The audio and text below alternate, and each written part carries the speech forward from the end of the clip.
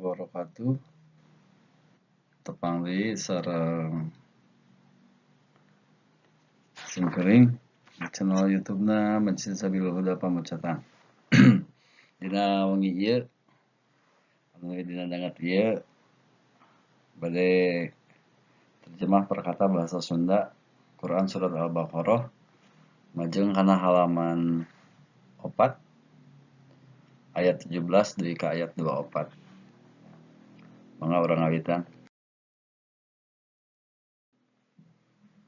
Masaluhum misil atau ibarat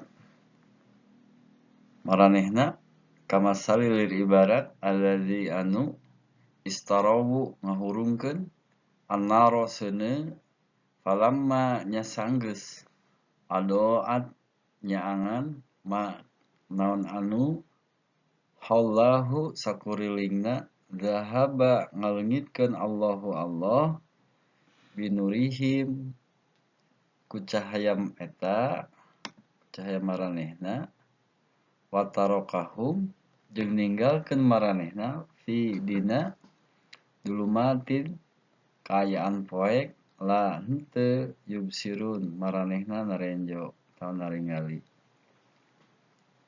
sumum torek bukmun pego umyung lolong fa nya hum maranehna la henteu yarjiun maranehna bisa baralik. Ayat salajengna au kasoyibi au atawa kasoyibi lir ibarat hujan gede minati as-sama'i langit fihi didinya dulumatun pirang-pirang poek atau kaayaan poek warodun jeung gelap wabarqun jeung kilat yaz'aluna maranehna ngasupkeun asobi'a ramo-ramo hum maranehna fi dina azanihim ceuli maranehna minatina sawaiki sora gelap hadaro sieun al maut maut wajeng Allahu Allah muhitum ningker atawa ngepung bil kafirin kanu kalafir.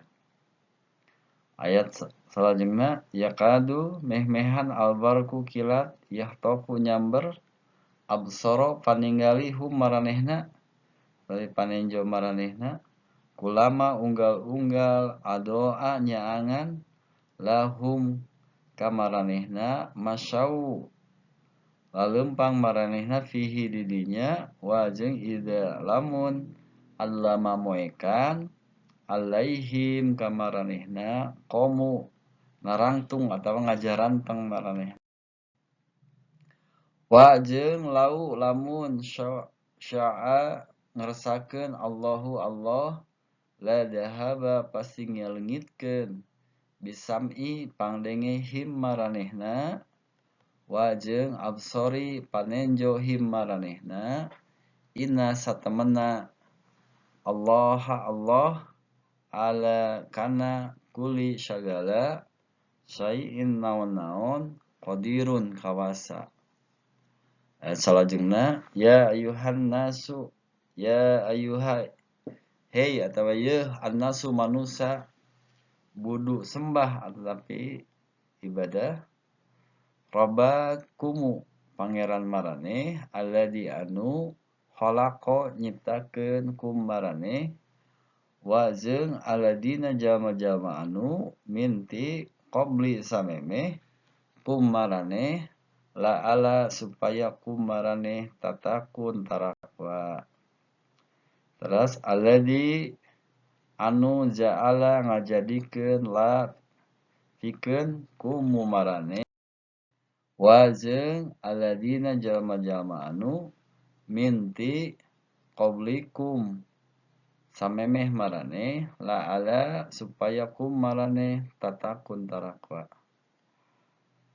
Alladzi anu ja'ala ngajadikeun lakum pikeun maranehna al ardo marcapada teh bumi nya firosan amparan wajeng asamaa bina asamaa langit binaan wangunan ataupun hateup hateup teh suhunan pangitanya Wajeng anzala ngalungsurkeun minati as-samai langit ma'an cai hujannya bagi lungsurna ti langit. Pa akhraja nya ngaluarkeun bihi ku eta ku manehna bihi ku manehna di manehna minnatina as-samarati bubuahan rizqon rezeki lakum pikeun maraneh fala nya ulah taz'alu maraneh ngajadikeun li pikeun Allahi Allah angdadan sasaruaan wajeng antum maraneh tak lamun nyaraho wajeng in lamun kuntum nyaeta maraneh fi dina roibin ham atawa ragu-ragu nya mimma tina naon anu nazalna kami nurunkeun ala ka abdina abdi dari hamba faktu nya datangkeun bisyuratin hiji surat minti mislihi saperti eta wad'u jeung calukan syuhada saksi atawa balad-balad kum maraneh minti duni salian Allahi Allah in lamun kuntum nyaeta maraneh sodikin nu balenar fa in nya lamun fa nya in lamun lam henteu taf'alu maraneh migawe wajeng lan moal bakal taf'alu maraneh migawe fataku nyajag annara seuneu allati anu waquduha suluhna annasu manusa wajeng alhijaratu babatuan uidat disadiakeun li pikeun alkafirun jalma nu kalafir. Maka urang dihartoskeun ayat ke-17 masaluhum kamasalil ladzi tauqada nara falama adaat ma hawlahu dhahaballahu binurihim wa tarakahum fi dhulumatil la yubsirun. Maranehna teh lir ibarat jalma-jalma nu ngahurungkeun seuneu lamun geus hurung jeung nyaangan nu aya di sakurilingna sakurilingan maranehna nya cahaya nu nyaangan maranehna teh ku Allah dipareuman terus maranehna diantep sinapoekeun atuh maranehna teh teu bade saenenjo. Dina tanggal hiji Sawal kaum munafikin marilu nyeungeut lampu Idul Fitri. Dina tanggal 10 Zulhijjah nyeungeut lampu Idul Adha. Saterusna di tanggal 12 Rabiul Awal nyeungeut lampu Muludan. Tah dina tanggal 27 Rajab nyeungeut lampu Miraj. Jeung dina tanggal 17 Ramadan nyeungeut lampu nujuhul Quran. Aya nu sumanget bener-bener jeung aya nu rubuh-rubuh gedang. Salat di lapang jeung ngabandungan khotbah nepi ka tamat. Aya nu bari unggut-unggutan lantaran tunduk jeung anu ungguk-unggukkan siga nu ngarasa sapuk jeung lelembutanana. Tapi dataya dasar iman teh ya lir lampu beakeun minyak mimitina kakalincesan saterusna mah reup-pareup nepi ka poek mongkoeng. Sapoe dua poe ti harita maranehna teh talag tolog deui siga nu linglung. Tungtungna mah baralik deui kana kabeukina. Ngaberung ngalajur nafsu tunggul diparut satang dirumpak. Da karesep kana lacur ngadu mabok tarohan meuli judi korupsi pungli jeung sabangsana kok deui bae malikan ka beuki sok sanajan nyaho kalakuan kitu teh gede pisan mamalana batan kapok kalah gawok. Dina ayat ieu lafad dhahaballahu binuri kecap dahaba nu hartina ngaleungitkeun atawa mareuman dina bahasa Arab kaasup kana golongan kecap pagawean intransitif. Jadi sok disambung ku objek maf'ul nu make preposisi atau tapi huruf jar. Seperti huruf jar bi jeung li nu disebut muta'adi bil ba'i wal lami sedang kecap ngaleungitkeun atawa mareuman dina basa urang mah kaasup kana kecap pagawean transitif. Jadi langsung disambung ku objek tapi maf'ul bih kusabab eta rucer bi dina binuri henteu diterjemahkeun. Jadi dahaballahu binuri henteu diterjemahkeun Allah mareuman ku atawa kana cahaya, tapi Allah mareuman cahaya. Nya kitu deui lafaz Allahu yastahji'u bihim dina ayat 15 teh diterjemahkeun Allah ngaheureukeun ku atawa ka maranehna, tapi Allah ngaheureukeun maranehna. Ayat 18 sumum bukmun umyung fahum la yarji'un. Maranehna teh torek pego jeung lolong nya kusabab eta teu barisaeun baralik deui kana jalan nu lempeng atawa nu bener. Tah di saantero jagat dina waktu ieu marcapada atawa bumi pada ngaroga halanya leuweungna dibaba cai jeung hawa diracun ku polusi kimiawi, bahkan di daerah Arjasari mah komplek-komplek tos wah seueur pisan nya nu baheulana kebon ayeuna mah geus ganti ku perumahan-perumahan. Rakyat leutik nu hirup teu ngandalkeun tina hasil tanah sacangkewok diperkosa ku konglomerat, tanahna direbut nu ngalawan dikaniaya. Golongan nu akon-akon jadi satpam marcapada caricing siga nu teu aya guam palang siang bener-bener teu barisae nyarita. Rakyat leutik pating jarerit saungna dipaksa digusur, teu aya saurang oge nu daek ngabela palang siang nya bener-bener ceulina kacocokan. Jati kasilih ku junti geus lir kota-kota nu galede dalah pasisian ge ayeuna mah meh dicangking ku jalma-jalma turunan asing. Kunaon atuh geuning kieu? Mana kokojo-kokojo nu geusilo? Kunaon leuweung dibukbak cai jeung hawa di kotoran? Kunaon nu teu walakaya dikaniaya? Nah moal baralik deui kana jalan anu lempeng. Nah bener-bener dijadikeun gunung pananggehan teh geus sumumbuk mun umyun nepi ka sakuliah marcapada dijadikeun pakalangan ku kaum mufsidun nu sawenang-wenang. Saur Imam Ghazali raksasa ruksakna hirup kumbuh masyarakat teh dilantarankeun ku ruksakna budaya hirup nu baroga kakawasaan. Ari ruksakna budaya hirup para pangawasa teh lantaran ruksakna akhlak para ulama nu geus kacangreut pageuh ku harta jeung kalungguhan.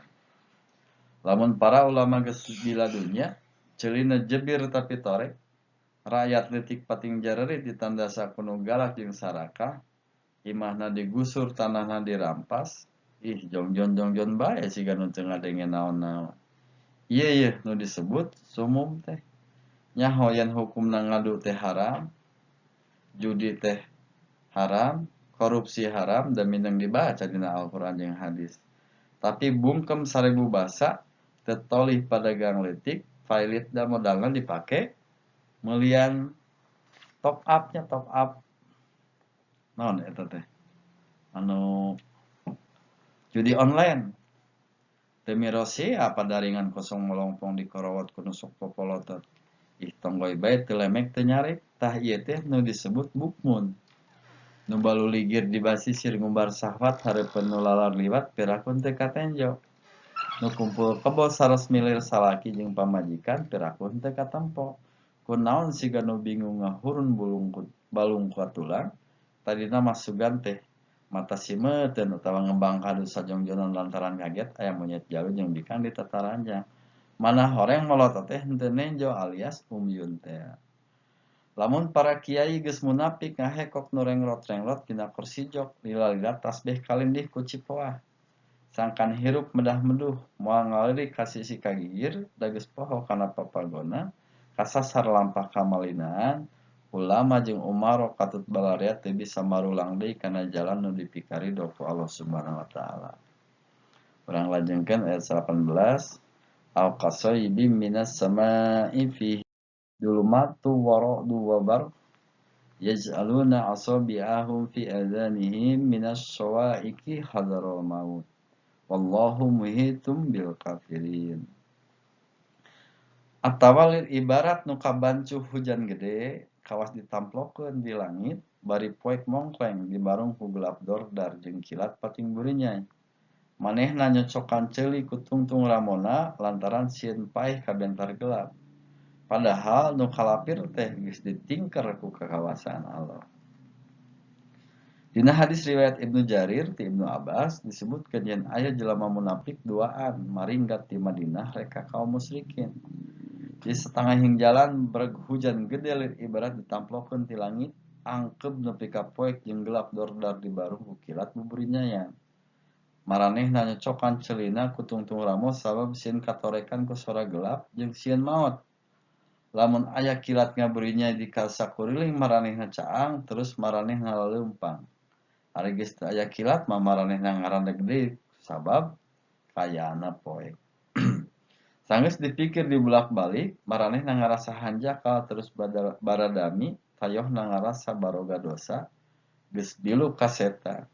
Sanggeus buleud keyakinanna terus maranehna marulang deui ka Madinah jeung tamada ka Rasulullah sallallahu alaihi wasallam. Ti harita maranehna balik deui kana agama Islam tuluy jadi jelema nu bener-bener soleh. Nah, kaum munafikin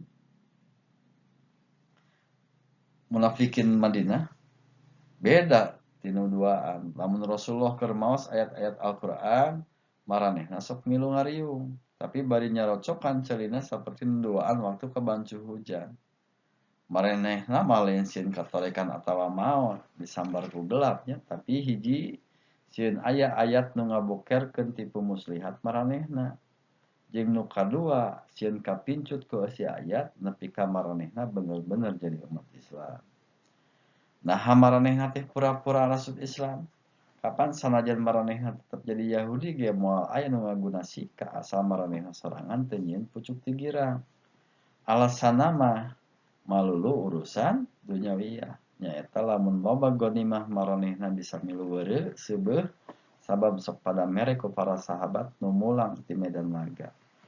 Jadi maranehna teh rek main tipu muslihat. Rek ngarah hartana bari ngaruksak agamana. Rahasia ieu teh ku maranehna kacida ti buni-bunina.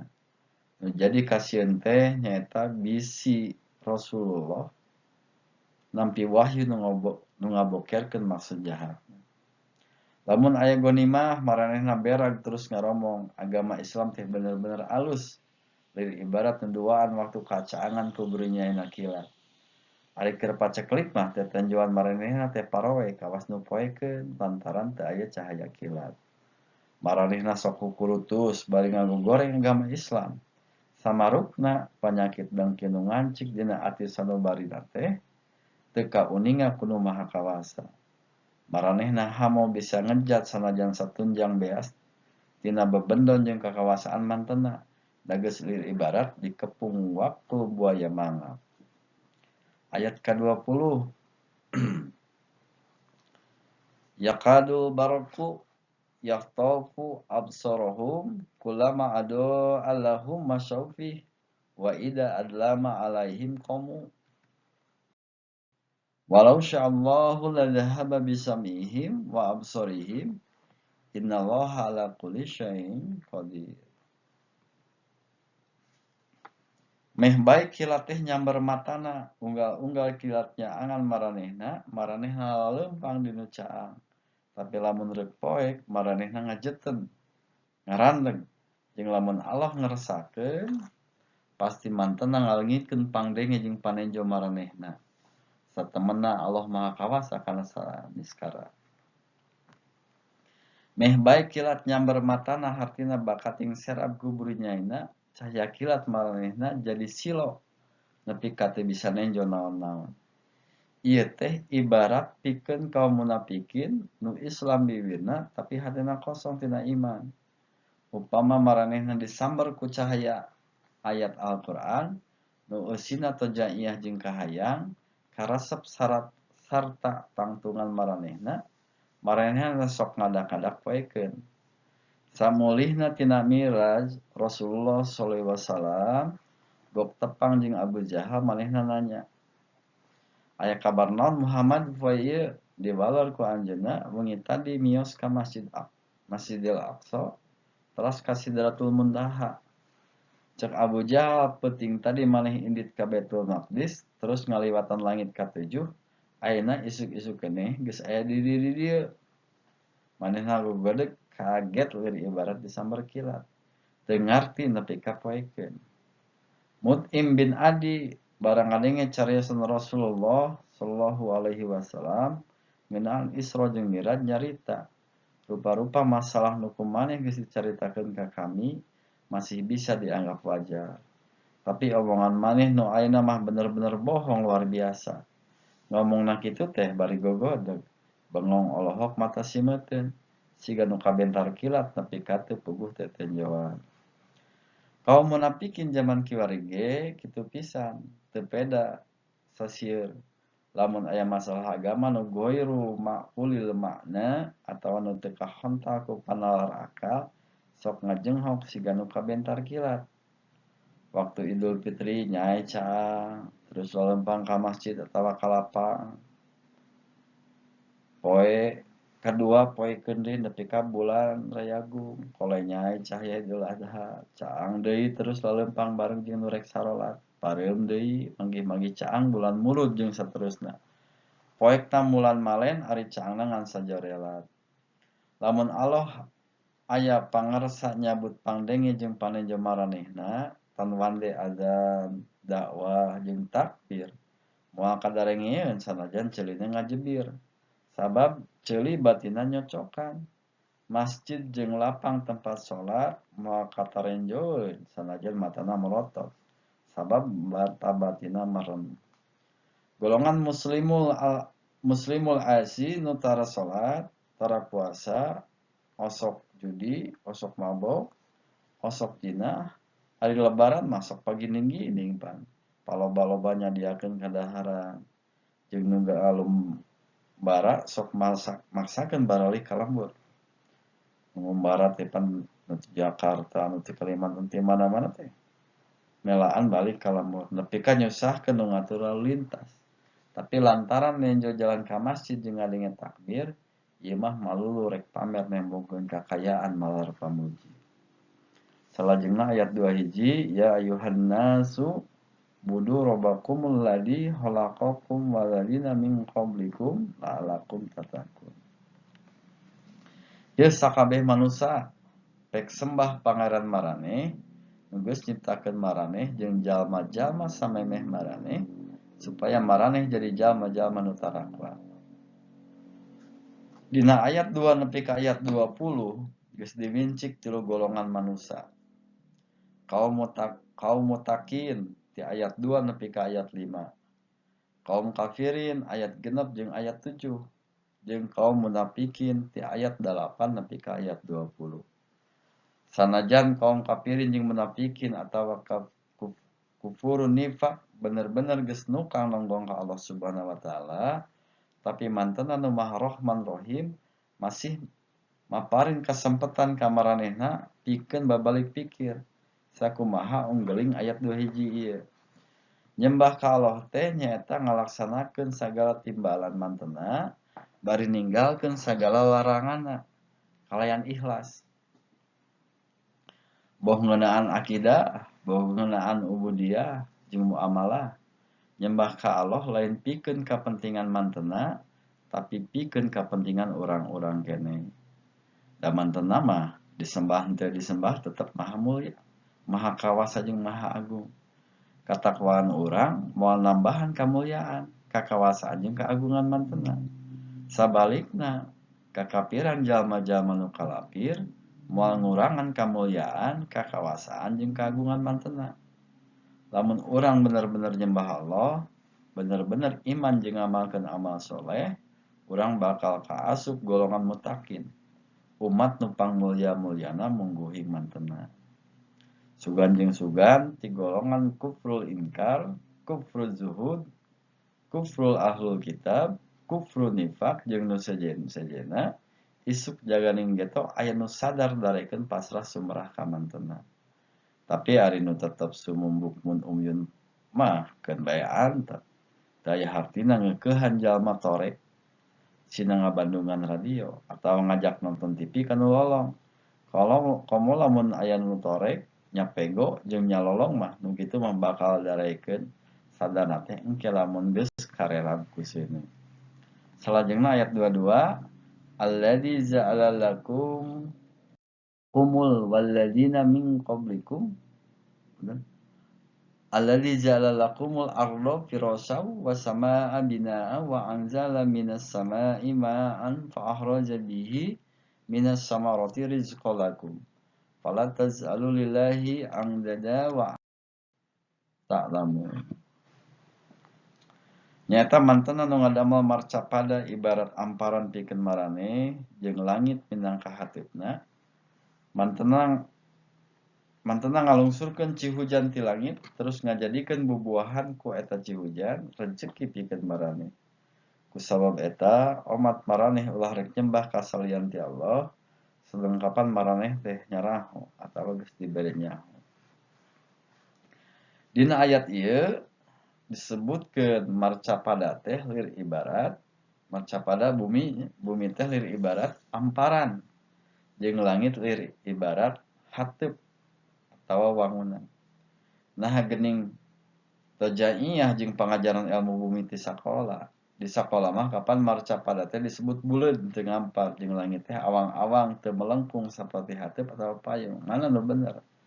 Jawabna duanana oge bener. Asal dipakena salaliu jeung kaayaan.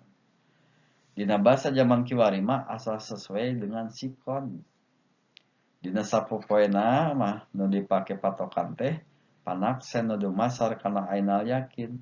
Nyaeta nurutkeun nu kasaksi ku paca indra saperti panon, hirum, ceuli, letah jeung kulit. Leungeun jeung sikunya. Geuning para pujangga oge sok nyarebutkeun kieu panon poe meletek ti belah wetan. Lalaunan naik terus manceran.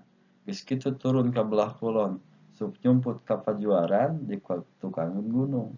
Nembongan deui isuk-isuk lamun peuting kasilih ku beurang. Nurutkeun ilmu yakin mah marcapada nguriling panon poe cicing dina tempatna.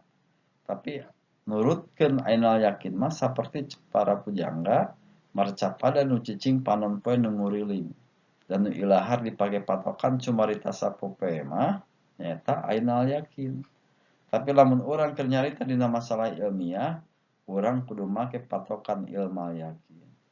Lamun urang tumpak mobil ti Jakarta ka Semarang, mapai basisir kaler, nu katenjo jeung karasa ku urang jalan teh rata. Tah ieu nurutkeun ainal yakin. Tapi ari secara ilmiah mah jalan moal rata sabab marcapada buleud lir ibarat bal. Tah nu kasaksi ku panon jeung nu karasa ku urang marcapada teh cicing. Panon poe isuk-isuk mucunghul ti belah wetan terus naik geus kitu turun deui. Dina riungan nu bener masalah ilmiah panon poe muter di tempatna. Henteu naik henteu turun. Marcapada muter bari ngurulingan panon poe. Dina nyarita sapoe-poe ulah make patokan ilmu yakin bisi diseungseurikeun atur. Gara upama urang nyarita bisi teu nyaraho panon poe loba pisan. Beda secara ilmiah panon poe loba kabina-bina. Meureun cek nu diajak nyarita teh mana dewek hayang nyanyo. Komo lamun urang nyebutkeun kuring geus ningali panon poe sababaraha hiji. Bisa jadi bakal dituduh jelema kurang saeundan. Allah ngalungsurkeun cai ti langit dina surat Al-Anbiya ayat 30 juz 17 kaanggo dawahan Gusti Allah wa ja'alna minal ma'i kullasyai'in hayy. Jeung kami nyieun sagala makhluk hirup tina cai. Taneuh garing tur anggar ari dikocoran cai masuk jadi lendo. Dina taneuh lendo bakal jara dijukut jeung rupa-rupa tutuwuhan kalawan subur. Aya nu karembangan jeung aya nu baruahan. Tutuwuhan teh gede pisan mangfaatna, akarna dijieun ubar malah akar wangi mah dijieun minyaknya. Kulitna dijieun obat, contohna kulit kina. Mangfaat tangkal jeung dahan mah geus lain carita keuneunana. Daunna keur ubar, parab sasatoan, keur lalap, keur nyieun minyak saperti daun sereh wangi. Keur bumbu kadaharan saperti daun salam, kembangna keur papaes malah anu dijieun minyak bahan obat saperti kembang cengkeh. Atuh buahna mah sarerea geus pada terang teu kudu diwincik hiji-hiji. Di balong, di rawa, di walungan jeung di laut hirup rupa-rupa lauk jeung macam-macam sasatoan. Ku cai Gusti Allah ngadamel rupa-rupa makhluk hirup saperti tutuwuhan, sasatoan jeung manusia.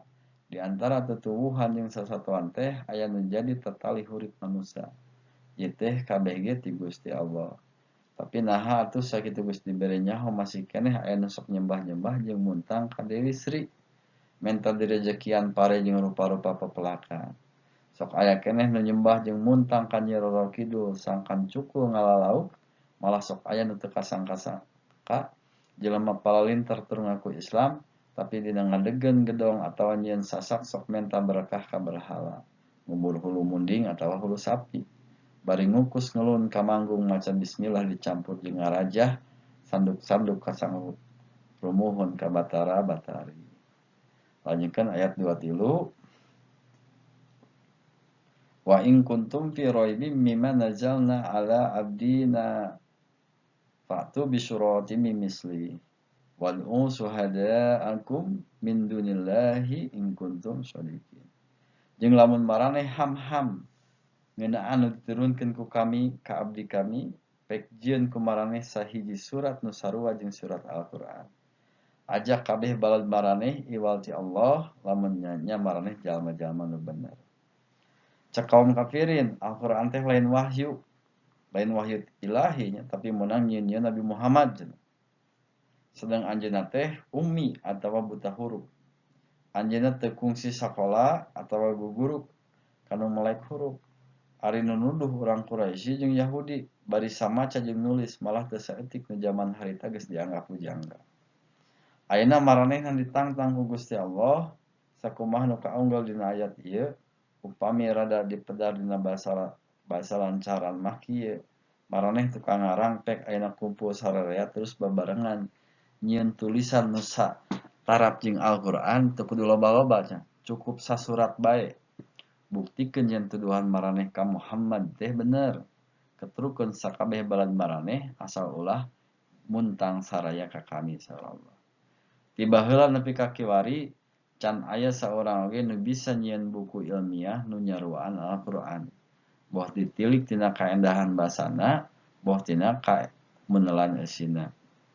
Kabeh dieunakeun aya nu nuduh Nabi Muhammad niru-niru Injil jeung Taurat. Tuduhan sarupa kieu ge kacida teu bisa kaharti ku akal nu sehat kumaha bisana niru atawa ngajiplak unggeling buku sedang anjeunna mah kapan buta huruf. Tuduhan nu dihaja-haja diayayakeun ku kaum kafirin teh dikasirieun nya. Lajeng ka ayat nu terakhir ayat 24. Fa ilam taf'alu walang taf'alu fatakun narul lati waquduha nasu wal hijarah uidat lil kafirin. Nyalamun seuk maraneh teu bisa migawena, da pasti maraneh teh moal bakal bisa. Atuh pek geura jaga diri maraneh tina sina neraka nu suluhna teh manusa jeung babatuan disadiakeun pikeun jalma-jalma nu kalafir. Lamun ku urang dipaluruh ka sakuliah marcapada hasil karya tulis nu mangrupa buku ti zaman baheula tub nepi ka kiwari boh du direka jadi syair buh nasar. Sanajan geus mang juta-juta lobana can aya hiji oge nu bisa mapakan kana Al-Qur'an. Tulisan rene kasastra nu geus gelar ka alam dunya can aya hiji oge nu bisa mangaruhan manusia nepi ka kapipit galih kadudut kalbu saperti ku seni basa kandungan Al-Qur'an. Nya kitu deui, lamun Al-Qur'an ditilik tina eusina, lebah pikasieun matak bener-bener muringkak bulu punduk. Labah pikasedihan bener-bener matak nalang nepi ka teu karasa cimata ngalenggang bari inghak-inghakan. Jeung dina lembah babon ilmiahna matak bengong nepi ka timbul kayakinan piraku aya manusa nu bisa ngahasilkeun karya saperti kitu. Komo deui arti nu buta huruf saperti Rasulullah sallallahu alaihi wasallam ieu hiji bukti yen Al-Qur'an teh lain karya manusa, lain meunang nyieun-nyieun Rasulullah sallallahu alaihi wasallam. Tapi benar-benar wahyu ilahi. Sanajan para ahli dikerid para ilmuwan dikelum ti nanggerang lila beurang ti mangkorek lila poek cadu mungkuk bakal barisaeun ngahasilkeun karya tulis nu mapakan Al-Qur'an. Kukituna ulah loba pola malar ajah da sanajan duktina tek beurang peuting taya kendatna ge hamo bisa nyeruaan kakawasaan pangeran. Sing inget nafsu nu mata kaluhung badan anu katempuhan tuh seueuna neraka nu suluhna tina manusa jeung babatuan geus disadiakeun pikeun jalma-jalma nu kalapir ka mantenna. Wallahu a'lam bishawab. Cekapkeun sakitu, mudah-mudahan aya guna sareng mangpaatna. Insyaallah kapayun di lajeng ayat 25 sareng salajengna. Wabillahi taufik wal hidayah. Wassalamualaikum warahmatullahi wabarakatuh.